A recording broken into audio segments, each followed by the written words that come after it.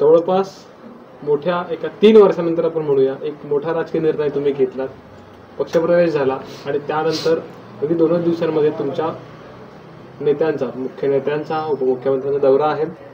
आजच्या या सगळ्या मागच्या सगळ्या घडामोडी बघता, राजकारण बघता सध्या मनात काय काय सुरू आहे? वंदनीय शिवसेना प्रमुख बाळासाहेब ठाकरेंचा लाडका सैनिक आणि त्या लाडक्या सैनिकाचा 13 तारखेला या राज्याचे माजी मुख्यमंत्री आणि विद्यमान उपमुख्यमंत्री एकनाथजी शिंदे साहेबांच्या कुटुंबामध्ये मी ठाणा या ठिकाणी आनंद दिघेंच्या पदस्पर्शाला पुढील झालेल्या जागेमध्ये मठामध्ये हजारो कार्यकर्त्यांच्या समवेत मी प्रवेश केला आणि त्या प्रवेशाने मी भारावून गेलो होतो. खरं माझ्यावरती प्रेम करणारी मंडळी मोठ्या संख्येने त्या ठिकाणी आले होते. तो प्रवेश आपण सर्वांनी पाहिलेला आहे आणि त्यानंतर आज प्रथमच मी माझ्या रत्नागिरी मूळ गावी येत आहे आणि योगायोग असा आहे की आज एकनाथ शिंदे साहेबांचा आभार दौरा हा रत्नागिरी जिल्ह्याकरता आलेला आहे आणि म्हणून त्यानिमित्ताने त्यांचं स्वागत हे आम्ही सर्व मंडळी मोठ्या उत्साहाने करणार आहोत आणि त्याच्या आधी मी आपल्याशी संवाद साधत आहे. मी आपल्या नम्रपणे सांगू इच्छितो की आपल्या सर्वांच्या माध्यमातून हा झालेला जो पक्ष सोहळा हा आपण लोकांसमोर ठेवलेला आहे. नक्कीच मला संपूर्ण मतदारसंघातून, जिल्ह्यातून, महाराष्ट्र अनेक लोकांचे माझे या निर्णयाबद्दलचं स्वागत करण्यात आलेलं आहे आणि म्हणून अत्यंत मी समाधानी आनंदी आहे. बरं, तुमचा ज्या वेळेला पक्षप्रवेश होता त्यासोबत तुम्ही काम केलं, असे विनायक राऊत यांनी तुमची टीका केली, गद्दारी, निष्ठा यांच्याबद्दल ते बोलले.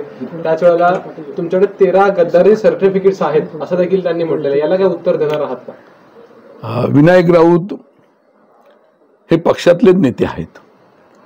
विनायक राऊतनी सुरुवातीपासून मुंबई असेल, महाराष्ट्र असेल, कोकण असेल या ठिकाणी पक्षात राहून पक्षाची कशी गद्दारी केली ह्याचे अनेक पुरावे आणि सर्टिफिकेट माझ्याकडे आहेत.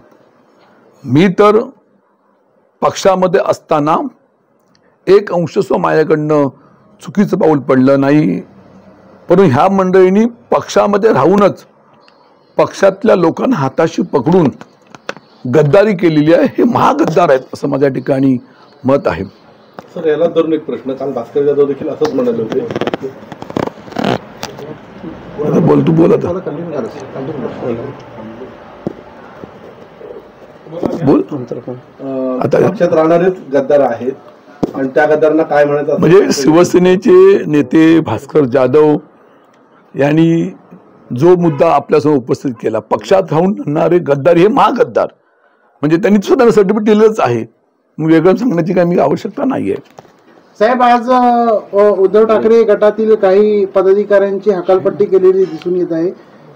तशा प्रकारचं पत्र सुद्धा जारी झालेलं आहे, विनायक राऊतांनी काढलेलं आहे. आपण याकडे कसे पाहता? मी आपल्या माध्यमातून ही माहिती माझ्यापर्यंत पोचलेली आहे. मगाशी मी उल्लेख केला महागद्दारीचा.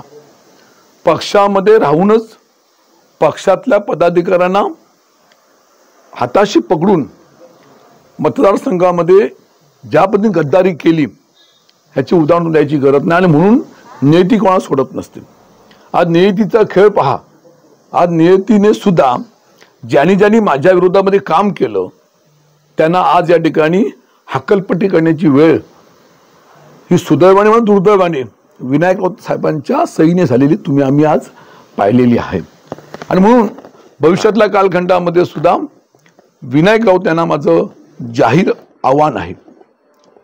आज मी त्यांना सांगू इच्छितो की विनायक राऊत आणि त्यांच्या हाताखाली असणारे त्यांचे सर्व पदाधिकारी आणि जिल्हाप्रमुख विलास चाळके हे दोन्ही मंडळी श्री मार्लेश्वरला मानतात आणि मार्लेश्वरला स्मरून त्यांनी सांगावं की मागील झालेल्या विधानसभा निवडणुकीमध्ये राजन साहेबांच्या विरोधामध्ये जे उमेदवार होते त्यांना कुठं भेटले, कसे भेटले, त्यांना काय माहिती पुरवली, निवडणुकीच्या आधी आपल्याबरोबर असणारी, त्यांच्याबरोबर असणारी मंडळी कशी त्या पक्षात जाऊ दिली, असे अनेक उदाहरणं आज माझ्यासमोर आहे, अनेक पुरावे माझ्याकडे आहेत आणि त्याबरोबर महाराष्ट्रामध्ये असेल विधानसभेच्या निवडणुकीमध्ये सुद्धा कसे कसे उमेदवारांकडनं पैसे घेतले, कशा कशा पद्धतीने त्यांना इतरांना मदत केली, ह्याचे अनेक पुरावे, अनेक उदाहरणं महाराष्ट्रातल्या अनेक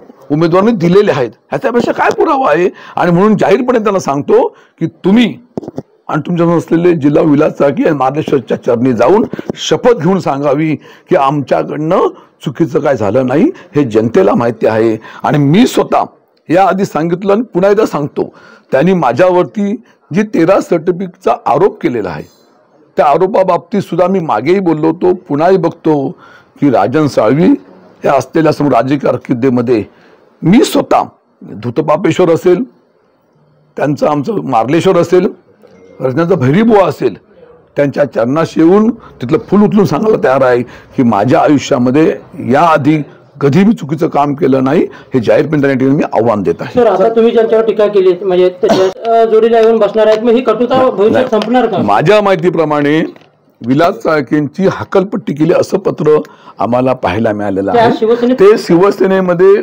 किंवा आमचे आपले शिंदे साहेबांच्या नेतृत्वाखाली असलेले पक्षात प्रवेश करतात ह्याची मला काय माहिती नाही. आजच करतात ते प्रवेश?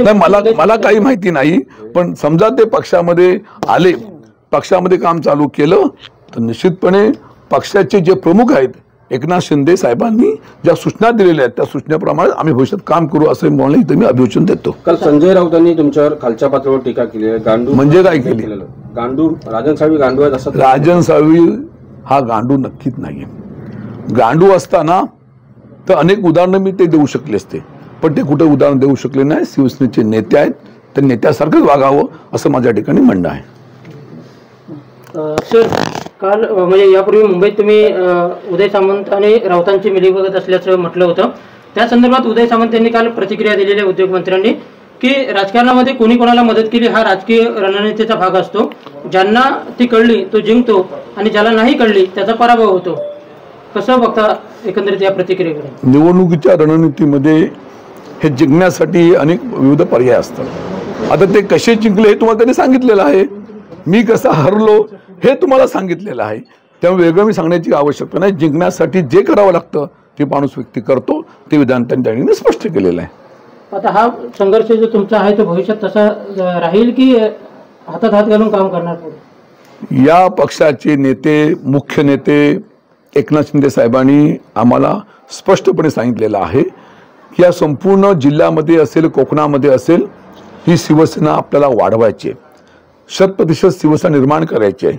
आणि याकरता पक्षामध्ये आधी आलेली मंडळी असतील, पक्षातली मूळची मंडळी असतील, नवीन येणारी मंडळी, सर्वांना हातात हात घालून त्या ठिकाणी काम करायचं आहे, पक्ष वाढवायचं आहे. आणि भविष्यातल्या कालखंडामध्ये आपल्याला सर्वांगीण कोकणाचा विकास हा घडवून दाखवायचा आहे. त्यासाठी आदर्शवत कोकण कसं असू शकतं, शिवसेना एक संघ कशी असू शकते ह्याचं मूर्तिमंत उदाहरण आम्ही लोक देणार, हा मला विश्वास आहे. भास्कर जाधव यांनी प्रतिक्रिया देताना असं म्हटलं होतं की राजन साळवी नेहमी मी एकमेव निष्ठावान आहे असं म्हणायचे, मात्र आता ही निष्ठावान बिरुदावली तुम्हाला लावायची का हे त्यांनाच विचार असं त्यांनी प्रतिक्रिया दिलेली आहे.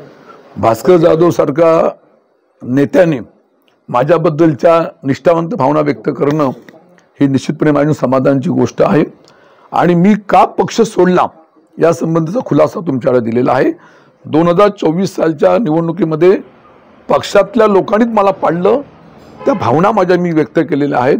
तो माझा असला पराभव माझ्या जिवारी लागल्यामुळे मी त्या भावना व्यक्त केल्या होत्या आणि निश्चितपणे मी निष्ठावंत होतो अशा तऱ्हेच्या भावना भास्कर जाधवांनी व्यक्त केल्या. मी अत्यंत समाधानी आहे त्यांच्याबद्दल. भास्कर जाधव असंही म्हणाले की माझ्या क्षमतेप्रमाणे मला पक्षामध्ये काम करू दिलं नाही, हे माझं दुर्दैव आहे, अशा पद्धतीने खंत त्यांनी व्यक्त केलेली आहे. तुम्ही त्या पक्षातून आता बाहेर गेला तर नेमकं ही वस्तुस्थिती आहे का? कारण भास्कर जाधव हे शिवसेनेचे नेते आहेत, लढाऊ नेते आहेत, त्यांना काय अनुभव आले असतील की त्यांनी जे मांडलेले आहेत, भविष्यात त्यांना काय चांगले वाईट अनुभव होतील तशी भूमिका मांडतील. मला जे अनुभव आले त्या अनुभवाच्या आधारे मी आज या पक्षामध्ये येण्याचा कुटुंबाचा निर्णय घेतलेला आहे.